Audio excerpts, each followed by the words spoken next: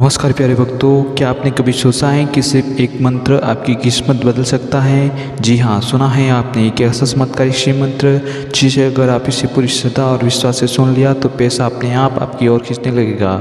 जरा सोचिए, जब इस इंसान की जेब खाली होती है, कल वही अचानक नोटों से भर की जाती है और उसकी अलमारी में अनेक तरह के लाखों करोड़ रुपए आ जाते हैं। जीरो बैलेंस होता है उसके अकाउंट में, लेकिन कल ही उसे अचानक एक मैसेज मिलता है कि उसके खाते में करोड़ रुपए आ गए। तो जो इंसान आज कर्ज में डूबा है वह अगले हफ्ते में कुछ अमीरी में डूबेगा। तो सावधान हो जाइए, ये कोई आम वीडियो नहीं होने वाली। यह ऐसा गुप्त शिव मंत्र बताने वाले हैं जिसे सदियों से साधु संत छुपा कर रखते आए थे। अगर आप इसे दिल से सुनोगे तो आप भी पैसा वाला बन जाओगे, या फिर आप मेरी बात को झूठा साबित कर सकते हो तो अपना नाम बदल देना। तो तैयार हो जाइए, क्योंकि अगले ही कुछ मिनट में आपकी किस्मत का ताला खुलने वाला है। बस एक बार पूरे विश्वास से सुनिए और देखिए कैसे आपके जीवन में धन की बारिश होना चालू होती है। मंत्र इस प्रकार है। ओम नमः शिवाय कुबेराय वैष्णवाय दन्तान्यपते नमः। ओम नमः शिवाय कुबेराय वैष्णवाय दन्तान्यपते नमः। ओम नमः शिवाय कुबेराय वैष्णवाय दन्तान्यपते नमः। ओम नमः शिवाय कुबेराय वैष्णवाय दन्तान्यपते नमः। ओम नमः शिवाय कुबेराय वैष्णवाय दन्तान्यपते नमः। ओम नमः शिवाय कुबेराय वैष्णवाय दन्तान्यपते नमः। ओम नमः शिवाय कुबेराय वैष्णवाय दन्तान्यपते नमः। शिवाय ओम नमः शिवाय कुबेराय वैष्णवाय दन्तान्यपते नमः। ओम नमः शिवाय कुबेराय वैष्णवाय दन्तान्यपते नमः। ओम नमः शिवाय कुबेराय वैष्णवाय दन्तान्यपते नमः। ओम नमः शिवाय कुबेराय वैष्णवाय दन्तान्यपते नमः। ओम नमः शिवाय कुबेराय वैष्णवाय दन्तान्यपते नमः। ओम नमः शिवाय कुबेराय वैष्णवाय दन्तान्यपते नमः।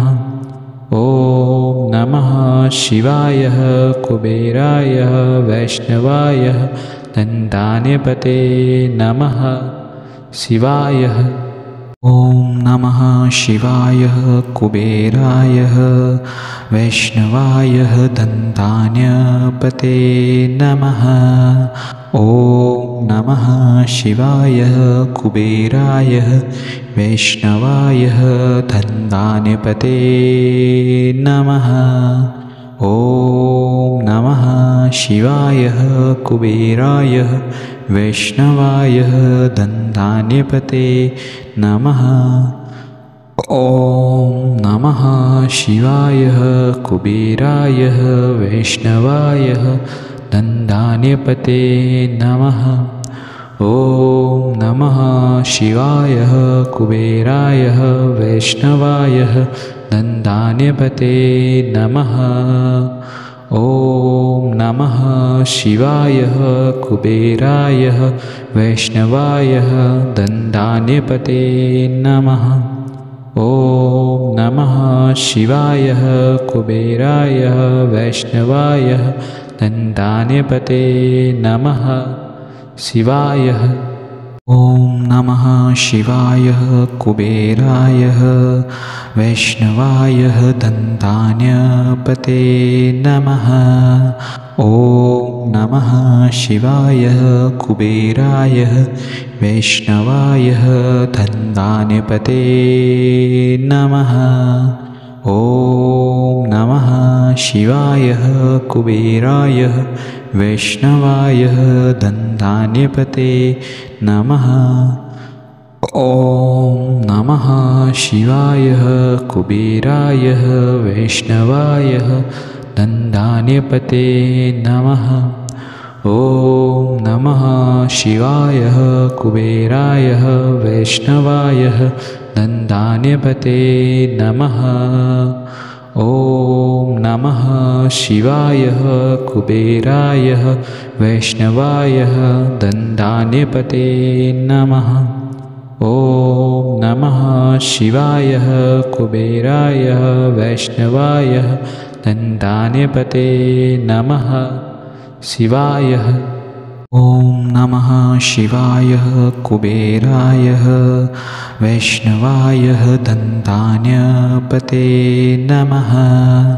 ॐ नमः शिवाय कुबेराय वैष्णवाय धन्धान्यपते नमः। ॐ नमः शिवाय कुबेराय वैष्णवाय धन्धान्यपते नमः। ॐ नमः शिवाय कुबेराय वैष्णवाय धन्धान्यपते नमः। ॐ नमः शिवाय कुबेराय वैष्णवाय धन्धान्यपते नमः। ॐ नमः शिवाय कुबेराय वैष्णवाय धन्धान्यपते नमः। ॐ नमः शिवाय कुबेराय वैष्णवाय धन्धान्यपते नमः शिवाय।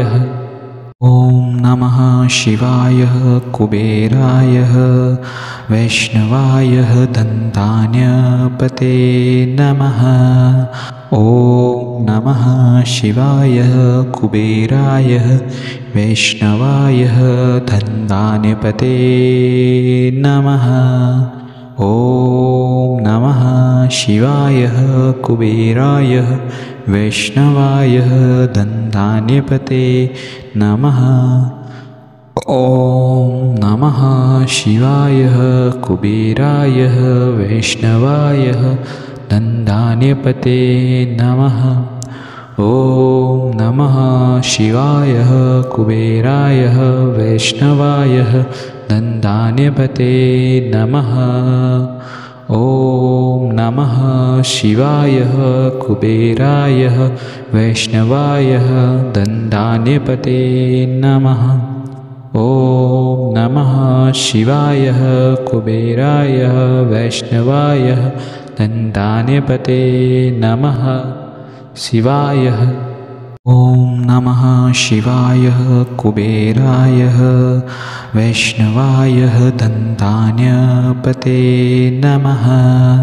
ॐ नमः शिवाय कुबेराय वैष्णवाय धन्धान्यपते नमः। ॐ नमः शिवाय कुबेराय